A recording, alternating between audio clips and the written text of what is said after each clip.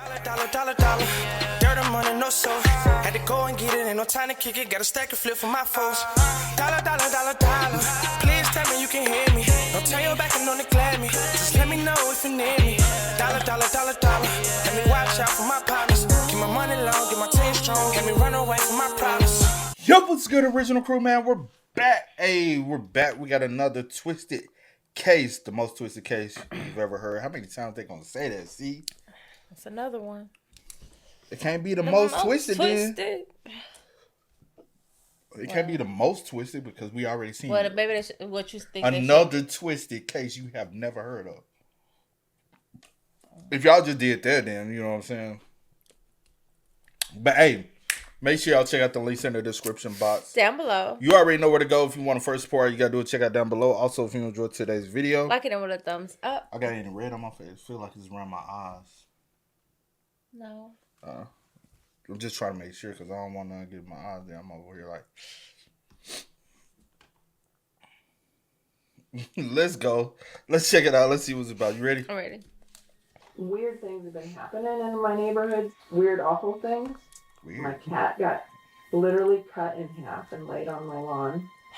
When he was watching my chickens while we were on vacation, we came home and there was a chicken on our front door with the claw of a hammer in its body, dead. Why didn't I call the cops? I don't know why I didn't call the cops. Oh, gosh. And it's just getting worse and worse and worse. Signs.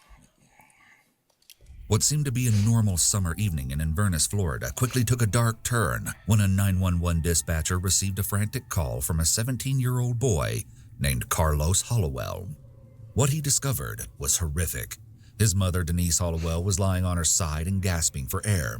There was an axe buried 3/4 of the way into her skull. What? Carlos immediately rushed outside and called for help, in disbelief at the scene he had just witnessed. He and his mother had just been to a family friend's funeral earlier that day. According to Carlos, once they'd arrived home, they both were enjoying peaceful naps at their lake house, blissfully unaware of the nightmare that would soon become reality. Medical personnel performed CPR on Denise while she laid on her side. They weren't able to turn her onto her back because of the angle of the axe. Unfortunately, they were unable to revive her. She was pronounced dead that evening on July 13th, 2019. But who would want to kill Denise? She lived a very private life on the surface. She enjoyed her quiet home on the lake with her son Carlos, who she adopted from Guatemala after being adopted herself as a child. There was nobody they could think of that would have bad blood with Denise until Carlos gave them an interesting piece of information. He had a younger brother who hadn't been home in 4 years. Denise had adopted a second child named Angel from Honduras. According to Denise's best friend, Amy Alford, she had adopted Angel not because she wanted another son. He said he hasn't been home in 4 years. Mm-hmm. How old is he? Did he say? He just said younger brother, but Carlos is 17, so maybe 13, 14. 14, 15. And so why hasn't he been home? And then why is he just now showing? Yeah, we're going to give him a... Denise's best friend, Amy Alford, she had adopted Angel not because she wanted another son, but because she wanted Carlos to have a sibling. Amy says that Denise was disappointed when Angel began to show signs that he was troubled because Carlos wasn't getting the experience she had hoped that he would. According to Denise, Angel was repeatedly acting out and running away. On one occasion in 2016, when Angel was 12 years old, Denise had called 911 after another runaway attempt. After this incident, things took a grim twist. Responding deputies were shocked when they saw Angel's door was bolted and his windows were covered with nails and boards. The room itself was barren, with nothing more than an air mattress on a metal frame, books, and a bucket to urinate and defecate into. It only got worse as Angel spoke with caseworkers from the Department of Child Services. Angel told a caseworker that allegedly Denise was physically and verbally abusive. His room had boarded up, lock on it. Air mattress, bucket to pee and poop. Claimed that she slapped him when she was angry, and she made him get naked and clean the bathroom. Angel also alleged that she and Carlos hit him in his privates with their fists. Because Angel had both bruising on his hips and arm and scratches on his face, Denise was placed under arrest. Carlos, on the other hand, claimed that Angel was making all of these things up. In fact, Carlos alleged that Angel had been abusive to their mother. According to him, Angel had run away 3 years earlier by crawling out of his window. Denise had boarded up his windows as a preventative measure, same as the bolted door. He stood by his mother 100%, stating directly, "All allegations against my mother are false." At only 13 years old, he attempted to bail his But you still can't board up the mother out of jail. It seemed that he and his mother had a strong bond, and he had a lot of love and respect for her. Denise was in jail for 2 weeks before she was released, but her life didn't go back to normal when she came home. She was forced to resign from her teaching job due to allegations of child abuse, and both of her sons were placed in foster care. However, Denise's attorney had a defense that was so strong, he would convince the judge to drop all charges against her. Denise was an avid journal writer, and her documentation of Angel's alleged behavioral issues would be of great benefit to her. She said he was having issues at school too, involving fits of rage. Denise claimed that she slept by his door to prevent him from running away, and that the bucket was only in his room in case he didn't make it to the bathroom. The judge was convinced and let Denise out on house arrest. Even one of Denise's best friends, Adele Hunnell, recalls Carlos and Denise being worried that Angel might try to hurt them in their sleep. After Denise's arrest, Angel was placed in a foster home, but he ran away. Due to the fact that Angel was a minor, his records were sealed for his protection, so some people theorize that we will really never know the truth about his actual behavior. Within 5 months, Denise had Carlos back in her custody. She had hoped that Angel would come home, but professionals said that living with Denise was not in Angel's best interest, so she signed away her rights. Amy noted that Denise never brought Angel up again and wouldn't talk about him. Instead, she focused on her new job working with children with autism, her dogs, and going on trips. Carlos spent his time with his girlfriend Kayla. Life seemed to go on perfectly fine without Angel. Carlos and Denise's close friends all attested to how violent and troubled they believed Angel was, so after Denise was killed, suspicions rose. As detectives spoke with Denise's neighbors, it became apparent that there had been strange activity going on. Weird things have been happening in my neighborhood since Denise and Carlos moved in, which was about the same time they were adopting Angel, but Angel hadn't gotten her yet. But in hindsight, I'm just like, geez, what if that was Carlos? What if that started then with my cat got literally cut in half and laid on my lawn, and there was no blood, but it was sliced in half. Cars were frequently pulling in and out of the neighborhood, and animals were going missing. As more information started to come out from... She said, what if that was Carlos? Did she mean Carlos? Yes, or because Angel... because Denise and Carlos had moved in. Weird things were going on in the neighborhood, and so but Angel wasn't living there. Yeah, okay. So she was like, maybe I'm thinking if the... Okay. All the blame for everything negative has always been put on Carlos. to Angel. No one ever looked at Carlos as being... Oh, okay, yeah. And then now this has happened, and Carlos has brought up Angel. Different sources that the detectives spoke with, they began to piece together a fuller picture of Denise's struggles with parenting. While Angel had been given the title of the troubled child, Carlos had his demons too. He had been partying a lot, spending too much time with girls, and not performing to Denise's standards in school. He was ultimately dethroned from his golden child status just months before her murder, when Denise found out he'd been kicked out of a Christian school in January of 2019. He successfully concealed this from her until the following May.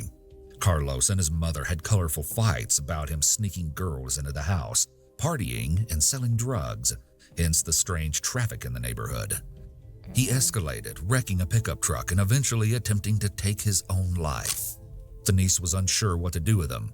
In May of 2019, Carlos went to stay with a couple that he was friends with, Stephanie and Damian Irving. His girlfriend Kayla says that he seemed to be happier there, as they were more lenient than Denise. So when he lived with us the first time, he had just overdosed, tried to commit suicide again. So he was in the hospital, and when he was discharged on medicine for bipolar disorder. And I'm telling you, that medicine worked, okay? It took him from, like, so anxious it made you uncomfortable. You could feel his anxiety to he became more calm, more rational, more easy to talk to. Like, he didn't get so angry. Please note that the psychological analysis in this video is not based upon a formal assessment. It appears that Carlos was showing all the early signs of antisocial behavior. Partying, promiscuity, getting kicked out of school, selling drugs, and substance use are typical early warning signs of antisocial personality disorder. Carlos's antisocial behaviors could be genetic in that he may have inherited these tendencies from his biological parents. However, while APD does have a genetic component, the behaviors that children observe from their primary caretakers are very influential when it comes to the development of a child's personality. As you will see, Denise also has strong antisocial traits, maybe even APD. Found Carlos's medicine, which apparently he stopped taking, and upon opening his Prozac here, there is gross white blob substance in the bottle of liquid. He's either not taking his Prozac or he's turned it into something else to take. During Carlos's stay with the Irvings, Denise came over multiple times to have sit-down conversations that led to arguments, some of which were recorded by Stephanie, the woman Carlos was staying with when he left Denise's house. When you know he doesn't have a job, why are you asking He has for a money? job. He told me he has a job with you guys. Okay, says he's before gone all that the he time didn't. working. And you were harassed. He How said much he's was gone- she originally saying you He's owed? gone Like $600 all or the time something? working. Well, we have to come up with, now I gotta come up with breaks of paying for something. No. Why is that my fault? Shut up! Why is he paying for breaks? Shut up and I'll Then you have answer. all this money. Shut up! You brag and What brag did I about tell money. you today? I don't know, you said pay the phone bill, and then you're gonna charge. Why does he have to pay a phone bill? Because it's He's his a phone. child. There you go. She sees you as a child. All you scream and want to be seen as an adult. No, I said I he want to be says he's a treated. child. I said I want to be treated as Teenager. my age. You're Sorry. the one that keeps calling him an adult. I recorded you. They've So- heard you So talk. we've got you now. Right. You barged into their house. They've So? seen you talk, and now Stephanie's seeing how you talk to me. No, I don't care. Stephanie had recorded the altercation to prove how aggressive Denise's behavior was.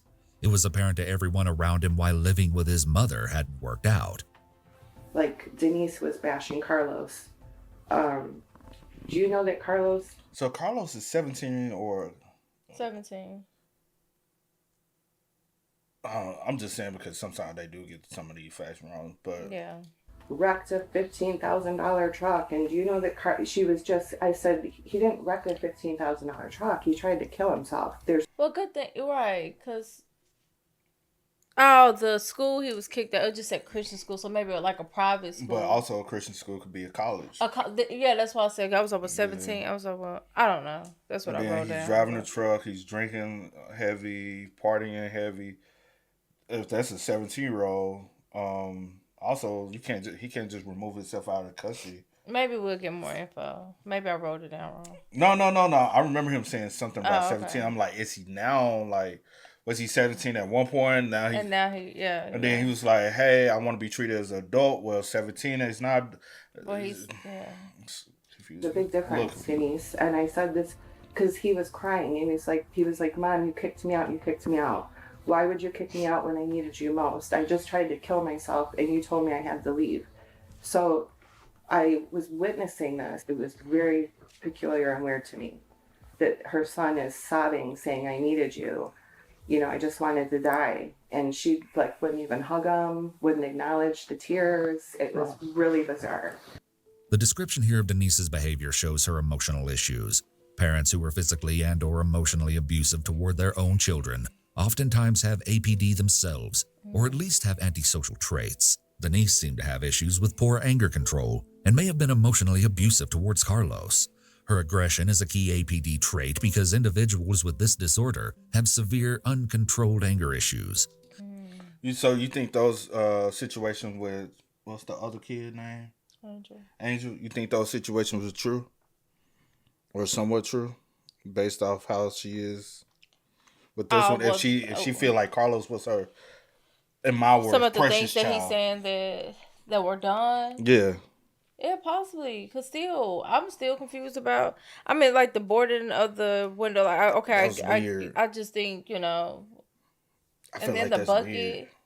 And then sleeping outside his room. Mm-hmm. Like stuff like that. Yeah, stuff like that is just a little odd to me. Yeah, there's a lot of things odd. Well, not a little. That's odd.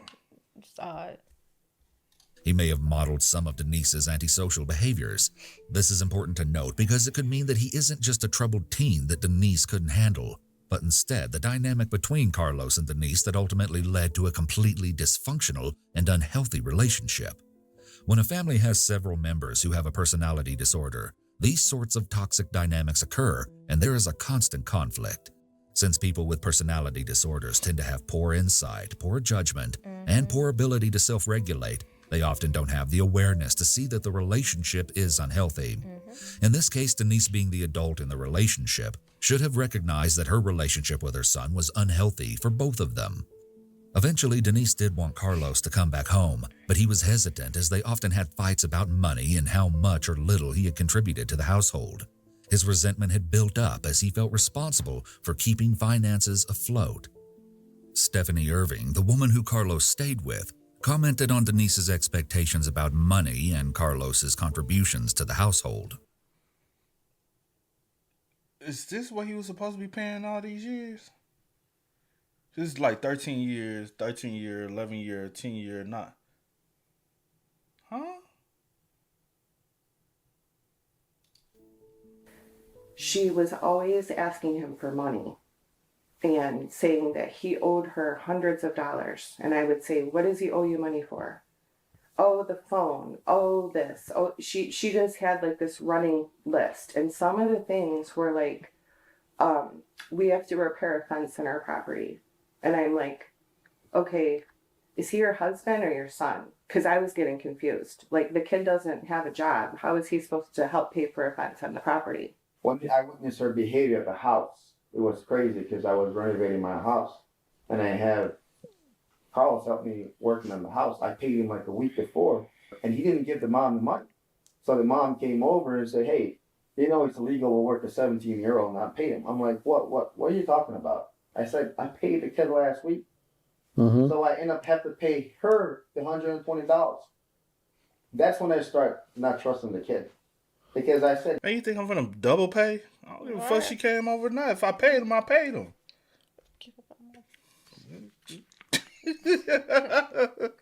See, referencing that meme. Damn, I can't never think of the. If you know the black man, he was getting interviews. That's what I would have did. So I'm assuming he might be. And why are you demanding money out of him at 17? Right? Tell me, we need a fence repaired. Or is he destroying a property because the chickens and different things? Is he lashing out? Are you like you're gonna pay for that? But still, he's 17. How is he gonna even afford to pay for this?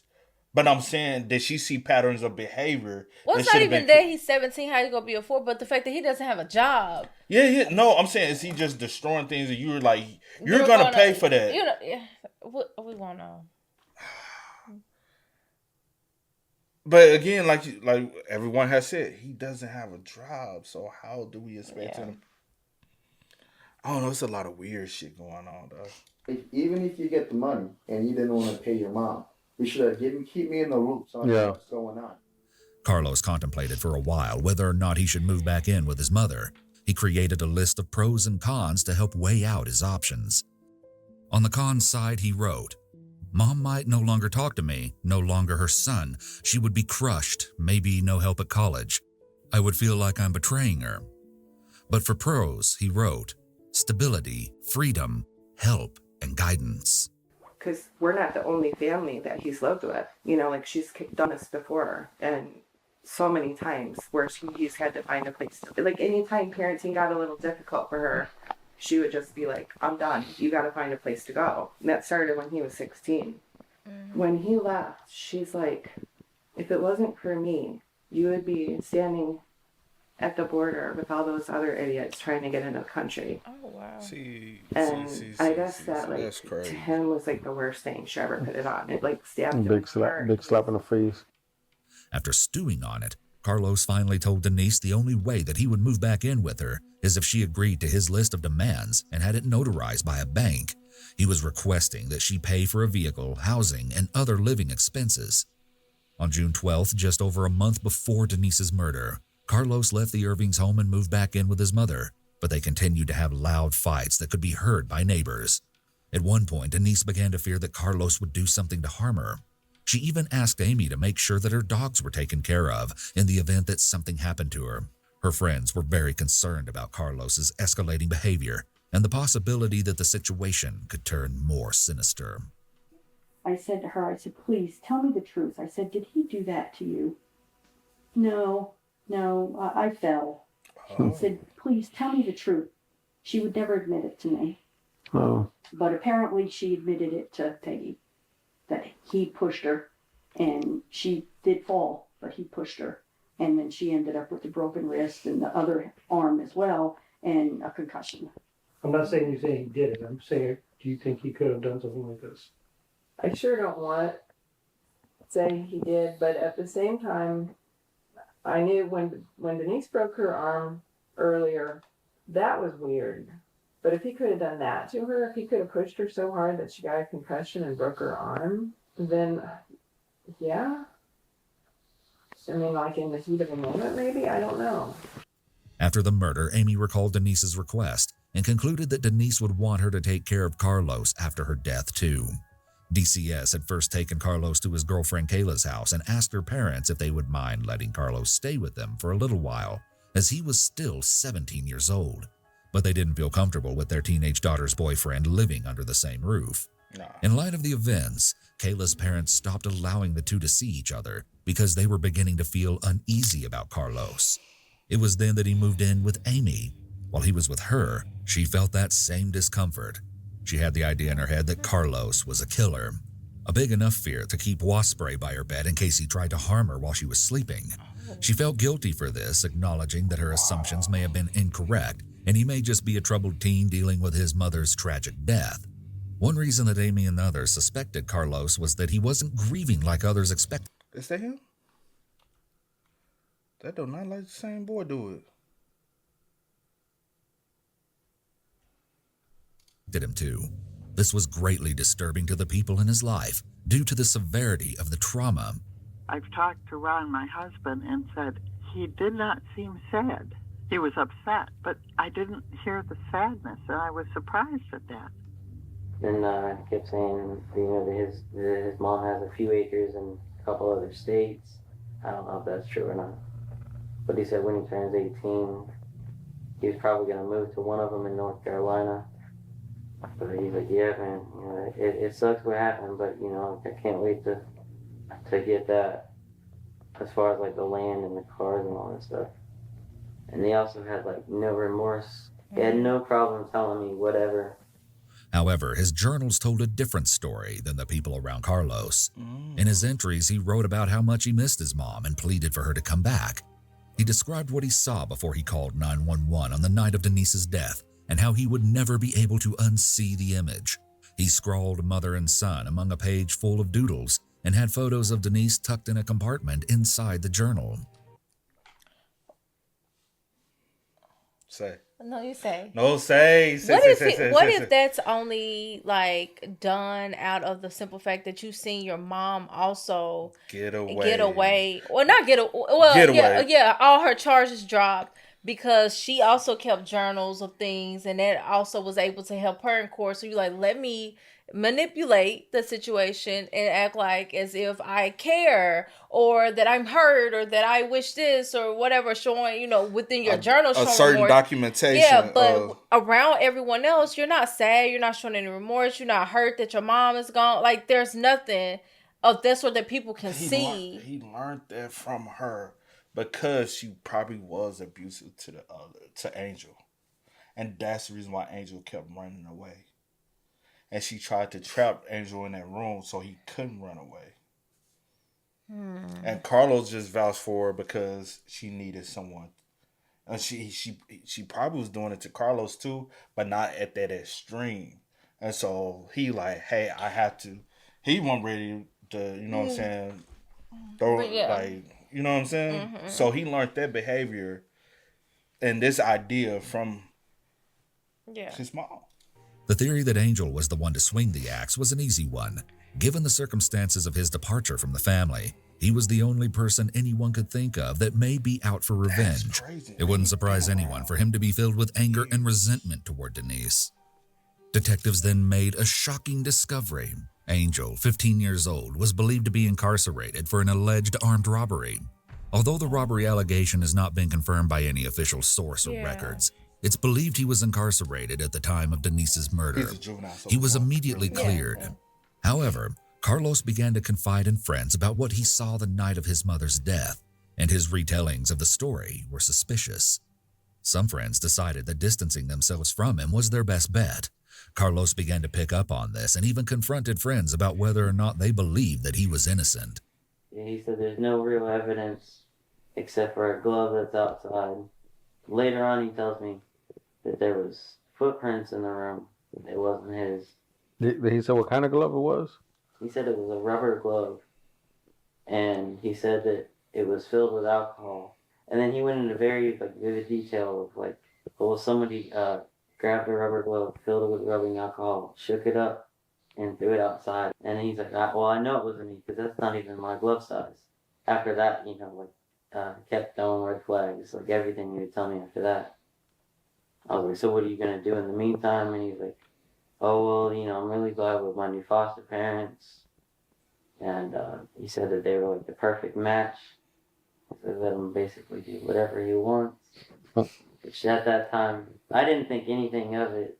But when I started putting things together, that's sketchy. That is very sketchy. Yeah, he killed his mom with an axe. That axe, that was my Halloween costume. One friend grew so suspicious of Carlos's involvement in his mother's death that she actually began to secretly record her conversations with him, such as this chilling clip. That's crazy. Do you know if they have any evidence against you? Mm-hmm. I know they're going to interview everybody or interrogate everybody, so just be ready. Make sure you're good. Have you been able to talk to Kayla? Yeah, a little bit, but I've had to come to terms with the fact that I won't be able to see her much, if at all, anymore. Because I just want to protect her and her family. That's my top priority. It's going to hurt, but as long as she's safe and whatnot, then that's how it's got to be. Reviewing the case, the police noted something curious about the first interrogation with Carlos. He seemed to be emotionally flat for someone who had just found their mother with an axe in their head. Not only that, he was even condescending and rude to detectives. What I'm trying to say is, if I'm going to open a door and the dogs are there, they'll go crazy and barking until the door's open. I'm not going to open the door and run off. Your house is in the middle of nowhere, so me to explain if I'm going to open a door, I can't run that fast with the dogs. I don't know. You guys are detectives. Aren't you supposed to figure this out? The doors are open on the side. The gate doors are open, so the dogs are everywhere. And the front door is still open. So I have no idea how it got there. I want to know how it got there, and I don't want to know why. I do not know, and I want to know. Because for some reason, my dogs have been let out where they won't bark and won't do anything because they run off. As soon as they're out of that gate, they will run off because that is the only time they get outside of that gate. So I don't know what you guys are trying to get out of me right now, but I didn't do anything and would never do anything to my mother like that. As much as we used to bicker and get back at each other, fighting sometimes, and then peace, and then back and forth, and then peace again, never in a million years would I ever think to do that. She's my mom. He a little aggressive. Mm-hmm. Like his tone, Mm-hmm. it's not of an individual who just lost their mother. Right. Like there's no sorrow, Forth and then peace again, never in a million years would I ever think to do that. She's my mom. I was adopted at age 4, and I've been with her forever. Carlos being emotionally flat, condescending, and rude toward detectives are common features of a person with APD. His lack of emotion despite his mother being killed could be an indication of his lack of remorse and lack of empathy. People with APD can be very detached from their emotions. This is how they're able to commit horrific acts. They have to be able to shut off emotion to lie, steal, cheat, or kill. Most typical people would be respectful and cooperative of law enforcement, especially in the midst of an interrogation. However, people with APD are very grandiose, conceited, and entitled. They feel superior to others, so they won't heed to anyone, including and especially to authority figures. Since people with APD put themselves first and are out to satisfy their own needs and wants, they don't take kindly to anyone trying to tell them what to do. This is another likely explanation for Carlos's attitude during the interrogation. On top of the suspicion building against Carlos, he also stated that there were no working security cameras, only a broken one outside of the house. However, a manual to a different kind of security camera was found at the scene. Right in plain view were the cables that showed 3 working security cameras had been removed. The surface was covered in dust everywhere except for the areas where the security cameras had been sitting. If detectives could get a hold of these security cameras, there was a chance they could obtain a photo of their suspect. Carlos was now a suspect. DCS removed him from Amy's custody. They were sure they were just steps away from solving the case. Denise's phone had last been pinged by the lake outside of the Hallowell home. The dive team was able to quickly recover all 3 security cameras and, a bonus surprise, Denise's cell phone. All 4 devices were found in shallow water, not far from where they'd been thrown into the lake. The digital forensics team got to work, attempting to harvest any useful information from the water-damaged electronics. Although nothing useful was found on any of the security cameras, Denise's phone activity helped to create a timeline for the murder. Records were able to show that her phone had been connected to a charger at 3:12 p.m. and unplugged at 3:45 p.m. Her phone activity went berserk at 6:18 p.m., the moment it was submerged underwater. While Denise's phone records didn't hold information that solved the case, detectives discovered a shocking revelation when digital forensics analyzed Carlos's phone activity.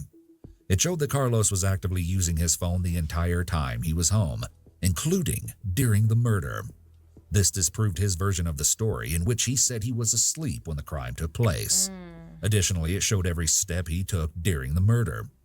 His phone pinged him right beside them. Oh, like tracing his step. That's the reason why it showed he was after it, because he'd been pacing around, constantly moving. Oh, okay. I said, not telling me you was actively on your phone while you killing her. Yeah. But it's tracking your steps. Oh, damn. Like at the moment Denise's phone and security cameras were submerged underwater. He was on the phone with 911 right as he was disposing of the evidence. With this new information, investigators had Carlos backed into a corner. He acted surprised about the security cameras, maintaining that he had never seen them before. He pretended to be excited about what Denise's phone might uncover. It was then that the interrogator confronted him with his own phone records. As Carlos began to accept that he was no longer able to maintain his innocence, he admitted that he went outside to chop wood after another fight with Denise on the day of her murder. He said that chopping wood with the axe was what he would typically do to release pent-up rage. However, this time was different. Carlos claimed he remembered sharpening the axe, walking inside, seeing the axe in the back of her head, and throwing the devices into the lake, but nothing else. This was taken as a full-on confession. He would later reveal that he went inside to grab a glass of water, but instead walked into his mother's room. Why the fuck would you take the axe? As someone who growing up, had to do a lot of yard work, had to do a lot of things, you know what I'm saying? If I'm outside chopping wood, right? Because I grew up country boy, so I had to do a lot of outside work. I have used axe. I don't take it in the house if I'm hot, you know what I'm saying? I need a glass of water. I took nothing in the house. I've used a hoe. I've used a lot of different shovels, all that. Especially if I'm going back, I place it somewhere around where I'm going back to, or I might throw it in the ground. So for an axe, if I'm chopping wood, I know I'm finna just run in the house and grab some water. I'm gonna boom into the wood, leave it right there, or prop it up against the wood, go in the house, get some water, come back, because I don't want to carry the bitch. You know what I'm saying? So you're not going to take an axe in the house with you to just go grab a glass of water. Yeah. Also, growing up, I would drink from the water hose. But I know a lot of people don't do that now, but that just, you know what I'm saying? So that doesn't make sense. So now we just trying to say I blacked out, I don't have no recollection of what I did. Stop the lies, bro. Looked away and then swung the axe into her head. He looked at her to find her gasping for air and told her that he would get her help. It was then that he threw the security cameras into the lake and called 911. Going outside to chop wood to let out anger is actually a pretty okay coping skill. However, with Carlos, it seemed that it didn't really work to alleviate his severe anger. This could be because people with APD are often inconsolable when they're angry. They can't calm themselves down and mentally regroup the way a typical person can. People with APD are also highly impulsive, so when Carlos went to get a glass of water, but instead walked into his mother's room and killed her, he may have acted on impulse. He might have seen the opportunity when Denise was asleep in her bed, and he took advantage of her vulnerability in that moment. Another piece of evidence that shows Carlos's impulsivity in the moment is... Did they say her phone was unplugged at 3:45, right? It was plugged in at 3:12 and 3:45, yeah. And then it was thrown into the water around 6:18. Well, that's around the same time he called. Yeah, it said the phone started going crazy at 6:18, like and notifications. And around the same time he was on a. They pulled a 911 call around that same time. That's when he threw the water. He made sure she was dead because that's 3 hours later. Around 3 hours later. No, that's the timeline. That is the timeline. He unplugged the phone. Probably tried to see if he could see something. Because she was asleep. A lot of older people plug their phone up when they go to sleep. Is the fact that he described having some remorse afterwards. People with APD, although callous, can still have instances of some level of empathy and remorse. However, it's just at a much lesser degree, and it's also selective. Maybe Carlos had some remorse because Denise is his mother. Carlos told detectives that the fights between him and his mother were more frequent after Denise's arrest, stating that he didn't feel connected to her anymore after that incident. He claimed that like many fights before, Denise had resorted to really personal digs. Carlos alleged that Denise would say things like, "If I didn't adopt you, you'd be on the street," and "You're a disappointment to me." Both he and the Irvings claimed that she regularly made racist remarks to get under his skin. According to Carlos, these are the insults that pushed him over the edge. The way that the state presented the case portrayed Carlos as an entitled kid who was driven to kill because his mother set ground rules and expected him to abide by them. They argued that the time he spent sharpening the axe and dwelling on his anger toward Denise proves premeditation. The defense, however, told a different story. They claimed he was a troubled kid with abandonment issues, being abandoned by his biological parents, adopted by another woman, and taken to another country, and then being threatened with abandonment at every sign of being bad, drove Carlos, who was diagnosed with bipolar disorder, to anger. Despite Carlos's previous statements to DCS that his younger brother Angel was lying about being abused, he now claims that his home life was toxic and abusive, and Denise was very controlling and aggressive. The very first day I met him, told me about him trying to kill himself with the red pickup truck, smashing it into the tree. At the time he was saying, like, you'll never know what it's like to not be wanted by your parents. He admitted to me that, he had problems with his mom, and he really didn't feel part of that family. He felt like an outsider. He started thinking that, like, the relationship between him and his mom wasn't that bad. I think Carlos was just so used to the abuse. I mean, I don't understand why an abuser stays in an abusive situation. I don't know why, like, he didn't go to the police. And then we had the conversation in front of his mom, and he told his mom in front of me that Stephanie knows everything.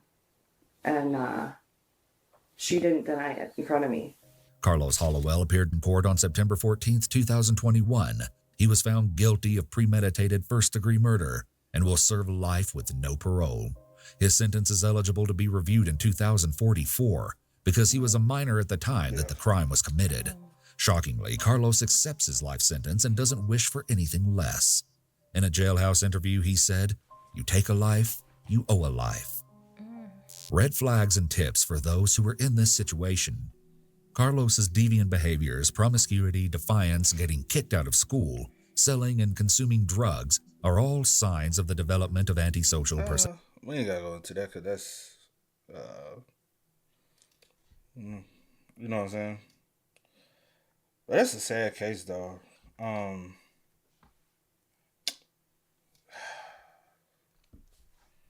Because everything could be true, And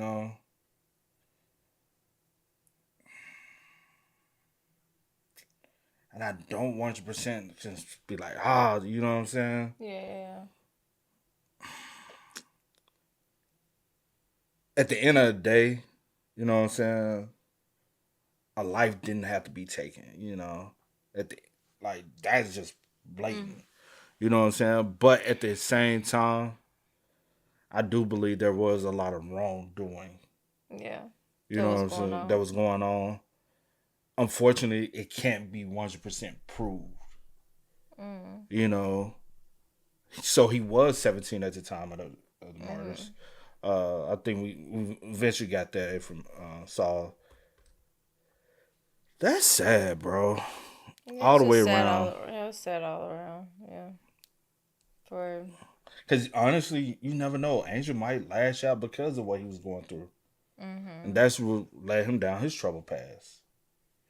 Yeah. So many factors. So many, man. Yeah. But y'all spam us up. Y'all let us know y'all thoughts about it for us in the comment section down below, man. But until next time, y'all know how it go, man. I do go by the name DJ New Kid. This is We are.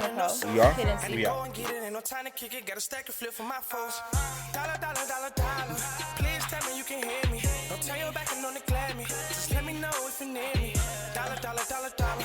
Let me watch out for my partners. Keep my money low, get my team strong. Let me run away from my problems.